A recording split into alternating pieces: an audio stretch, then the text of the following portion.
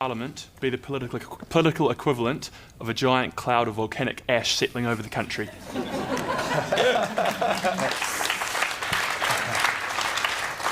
That cloud is meant to vanish by Friday, so I don't know where that leaves this question. But anyway, Shamish Chakrabarti. Would a hung parliament be volcanic ash? No, it wouldn't. You'd like it, would you? Well, it seems that a lot of people... But, I mean, if people vote for it, then that's what there will be. If people do not have sufficient enthusiasm for one party or another... People don't actually vote for a hung parliament. They get it by the way they voted. You can't vote intentionally for it, can you? Or can you? No, that's right. But people, the polling, recent polling suggests that quite a lot of people think that this, well, some call it a hung parliament, some call it a balanced parliament, wouldn't be such a bad thing. It can certainly stop a lot of bad things happening. It could, you know, some of the problems that we've had in recent years, and certainly some of the terrible decimation of our civil liberties, has been down, frankly, to government with over-large majorities. So whether it's a small majority for somebody or whether it's a balanced parliament, there's a bit of me that thinks that wouldn't be such a bad thing. John Sargent.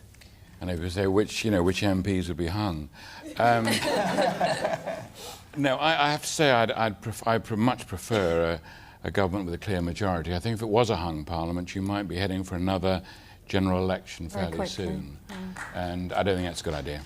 All right, David Laws. No, I disagree very much with John Sargent on that, actually. Surprise, surprise. Surprise, surprise. I mean, you probably could have anticipated my first answer on Nick Clegg, and you probably anticipate my answer on this. But let me say two things. Firstly, I think people listening to the debate this evening, as all of us have done, will have been, on the whole, very impressed by what Nick Clegg had said, on his directness about cleaning up our political system, and his honesty about sorting out the Sorry, wait a minute. Hang on. Yeah. You came in with what you said people would expect to say. This question is, will a hung parliament be the equivalent of a cloud but not about what he said this evening. Okay, but I am answering the question. I'm answering the question this way. Not yet, you aren't. The more Lib Dem votes and seats there are, the more chance there will be to promote the type of honesty and policies that Nick was talking about. And let me come back on what John Sargent said earlier on. He said that if we have a hung parliament, then there'll be a problem in making decisions. I actually don't think there will be, because I think in the current environment, if the public decides not to give a mandate to any one political party, there will be a responsibility on all the political parties in Westminster to act in a responsible way, particularly to sort out the economic mess. And you lot, if you see politicians playing games after an election in which you've decided how many seats each party should have, you will penalise that party that behaves irresponsibly in a future election. And quite frankly, if the choice is having Vince Cable as Chancellor of the Exchequer or one of the other two, I'd much rather have the hung parliament than Vince Cable. Yes.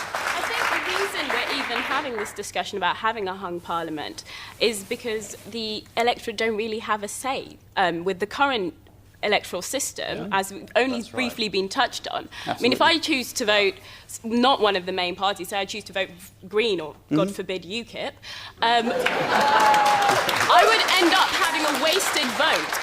It would be one of the millions of lost voices that just don't get a say, and you get a government which is all of the same, to be perfectly honest, same politics, same parties, and it's a barely legitimate mandate that you have, and you're ruling the country. No, David Laws. Nigel Farage. Hung parliament. All this giant nonsense. Cloud of volcanic ash, or a good thing? No, all this nonsense that a hung parliament would be disastrous. Well, we have effectively a hung parliament in Scotland and a hung parliament in Wales, and those coalitions are operating pretty effectively. We've had coalition governments before in British politics. I don't fear it at all.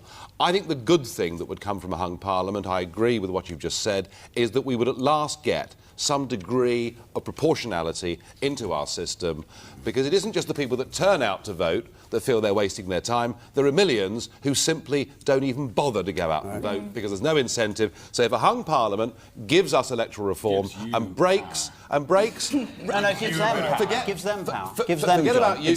What it would do, John, it would break down this ridiculous... Forget about UKIP. How can you forget about UKIP? Oh, well, I could, honestly, believe me. But if we break down this ridiculous tribal politics we've got in Britain today, that would be a very good thing. Ed Miliband, would a hung parliament be a creative force? Would it be a good thing?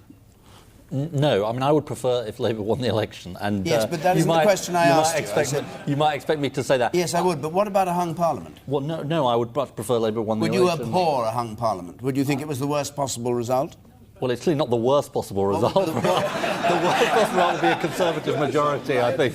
So you contemplate some sort of cooperation with another party? No. I'm not saying that. I'm saying that people should vote Labour so that we get a Labour government back. But I do want to say this, and I almost agree with a little part of what Nigel Farage says, which is quite scary for me, which is that actually I do think that whoever wins this election, I do think we've got to take the opportunity to reform our parliamentary institutions, because that is what real reform is about. It's not about the number of MPs. It's about, do you make the House of Lords, the second chamber, accountable? Do you change your electoral system? And Michael Gove, what from the Tories' point of view? Do you think it would be a cloud of volcanic ash? Is it to be devoutly wish that it doesn't happen? But by definition, a cloud of volcanic ash is an irritant that doesn't last for very long. I mean, I think the critical thing brings planes down. It brings the country to a halt, and for a short period. Look, Britain's a fantastic country.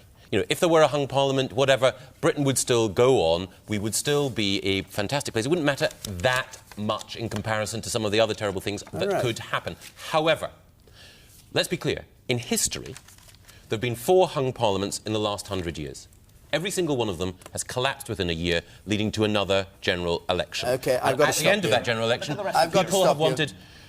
strong governments. And I think at a time of crisis, we need strength. Because we've run out of time and we're live on air and I can't do much more. It's all for question time this week. We're going to be in Greenwich and then we're going to be in Birmingham after the 2 next debates. So if you want to come to those, the usual number, 0871 626 9988. Thanks to the panel, thanks to all of you who came here. Apologies to those of you who want to watch the programme that comes after this. I can't imagine why you should. See you again next Thursday. Good night.